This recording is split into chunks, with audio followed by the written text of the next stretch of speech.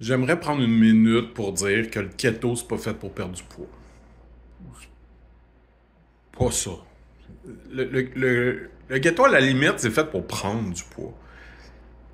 Un gramme de glucides, un gramme de protéines, ça a les deux à peu près 4 calories.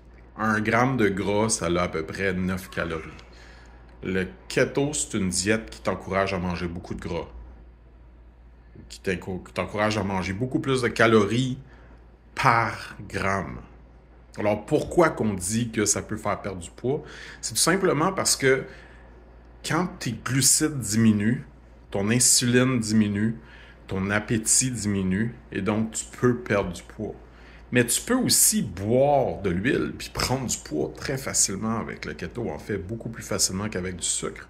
Parce que la fermentation du sucre puis toutes les affaires qui viennent autour du sucre vont créer plein de problèmes de ballonnement puis tu te sentiras pas bien. Tandis que tu peux boire énormément de gras puis en fait, tu vas te sentir très bien. Tu vas avoir beaucoup d'énergie. Et tu peux en stocker de ce gras-là. Donc, l'idée d'aller perdre du gras, bah, tu sais, 99% de ce que tu manges, à part l'eau qui est dedans, puis le 1%, c'est les quelques vitamines et autres gogos. Mais ça, il y a du monde qui réussissent à manger tellement de la nourriture transformée que c'est 100% en fait. Donc, le 99% de ce que tu manges à peu près, dépendamment de ta diète, ça va être soit une glucide, soit une protéine, soit un gras. Tout ce que la diète keto dit, c'est de garder tes glucides nets en bas de 10% par rapport à ce qui est recommandé que tu manges de quantité de calories dans une journée. Le glucide net, ça veut juste dire que dans le fond, quand on dit glucides, il y a comme, tu sais, protéines, il y a des millions de sortes de protéines. Des centaines de millions, j'avais lu, je pense qu'il avait évalué à 300 millions, un article que j'avais lu, peu importe. Le gras, il y en a plusieurs sortes, c'est surtout une question de longueur de chaîne, puis de saturé, non saturé. Mais les glucides, c'est en gros les sucres moyens qu'on pourrait les appeler, donc par exemple, ce qu'on appelle traditionnellement les glucides, il y a un peu une erreur de langage ici, mais ça va être les pâtes, le blé, le pain, etc. Et la troisième sorte de glucides qui est correct à manger en keto, c'est les fibres qu'on va retrouver dans les céleris, la salade verte, etc. Donc, on retrouve dans plein de choses. En passant, keto, tu peux manger ça vegan ou non vegan, ça n'a pas rapport. Là, ça va vraiment être une question de comment ton système digère mieux les protéines animales ou végétales. Et je veux pas partir de débats stupides sur c'est quoi qui est supérieur. Ça dépend de l'individu, ça dépend de ta flore intestinale, ça dépend de plein de choses. Il peut y avoir des arguments éthiques puis environnementaux qui rentrent en ligne de compte. J'ai pas de problème avec ça. Sauf que ça dépend de l'individu en réalité. Puis il y a des individus qui vont avoir énormément de difficultés à digérer une très grande quantité de protéines végétales et donc c'est recommandé de ne pas aller vegan dans le keto. Mais si tu es déjà vegan puis tu veux faire du keto, ça se fait très bien.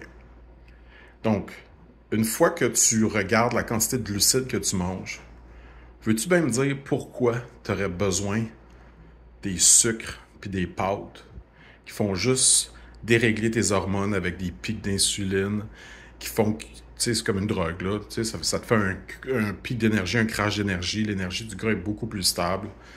Donc, si tu réussis à diminuer ça en bas de 10%, proche du zéro idéalement, ce que tu vas avoir, c'est une diète qui va ressembler à, tu sais, des protéines sur une salade avec des concombres, de la sauce César, puis un peu de gras là-dessus. Tu peux mettre de la belle huile d'olive. Pourquoi tu as besoin de rajouter genre des croutons ou une tranche de pain ou du sirop d'érable à ça? Tu sais, dire que la keto, c'est pour perdre du poids, c'est un peu comme de dire que les abeilles existent pour faire du miel. C'est juste une conséquence qui peut arriver en parallèle. Ça peut arriver si ça diminue ton appétit, ce que ça risque de faire, et que toi, tu décides que tu vas moins manger. Ce que tu n'es pas obligé de faire. Tu peux au contraire décider d'utiliser la keto pour prendre du poids, puis ça va être plus efficace. Le miel, c'est juste une espèce de bonus pour les humains et les ours, etc., que les abeilles font, mais le vrai travail des abeilles, c'est la pollinisation, puis ça, c'est très important dans la vie. De la même façon, la cétose est très importante dans la vie. Tous les gens, quand on se réveille le matin, on est en cétose. Quand ça fait plus que 8 heures que tu n'as pas mangé rien ou du glucide, c'est quand on dit de prendre une prise de sang à jeun, c'est être en cétose. Donc, la cétose, c'est un état normal. Après, la question, c'est quand tu déjeûnes, quand tu défais ton jeûne, qu'est-ce que tu vas faire? Est-ce que tu vas repiquer ton sucre parce que tu manques d'énergie puis là, tu en veux vite? Ou est-ce que tu vas aller chercher une énergie qui va te permettre de carburer plus lentement, qui va te permettre de mieux dormir, qui va te permettre d'éliminer le café de ta vie? Bref, la cétose, c'est une autre façon de gérer l'énergie. Les protéines sont toujours essentielles, les acides aminés pour la construction des tissus musculaires, etc. Mais les rares glucides que tu vas avoir besoin pour régulariser ton système, tu peux les trouver chez les fibres. Tu n'as pas besoin de sucre. Tu n'as pas besoin de pâte. Ce que tu as besoin, c'est les protéines puis les gras pour l'énergie. D'aucune façon, le sucre est avantageux. Laisse une tasse de sucre fermenté, attirer les insectes, dégénérer, versus une tasse d'huile que tu peux garder 20 ans dans une armoire. Tu vois que la nature préfère stocker l'énergie dans le gras. Je veux dire, c'est 230% plus efficace énergétiquement. 1 gramme équivaut à peu près à 9 calories. 1 gramme de sucre équivaut à peu près à 4 calories. C'est pas supérieur pour l'énergie, le sucre, c'est inférieur.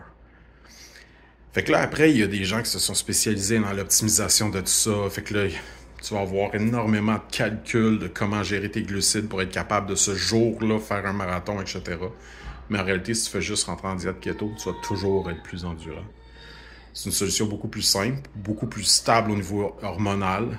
Tu peux régler des problèmes du genre diabète, inflammation du cerveau comme le Parkinson. Tu peux régler des problèmes du genre changements hormonaux d'une femme prémonopausée, tu sais. Plein de choses qui vont se stabiliser avec le keto. Fait que j'aimerais ça que, quand je parle du keto, que les gens commencent à comprendre que je parle pas de perdre du poids. Je parle d'une diète anti-inflammatoire. Une diète qui change le type d'énergie qui te nourrit. Puis oui, je suis un apôtre, oui, je trippe, oui, j'ai vu des changements mongols au niveau de ma santé mentale dans mon cas, par rapport à ça. Perte de poids, pas vraiment, parce que je mange tout autant, j'ai toujours été gourmand, mais mon médecin dit que mes résultats sanguins sont impressionnants pour quelqu'un de mon poids, dans le sens cholestérol, dans le sens diabète. Donc, oui, le keto fonctionne, mais c'est pas une question de perte de poids. Fait que dis-toi pas, moi, j'ai pas besoin de perdre du poids, donc je ferai pas la keto. Ça n'a pas rapport avec ça. T'es-tu anxieux? Fais la keto. T'as-tu des problèmes hormonaux? Fais la keto. T'as-tu des problèmes d'acné? Fais la keto. T'as-tu des problèmes de maladie Crohn et cette famille-là? Fais la keto. Pas compliqué. C'est de la merde, le sucre.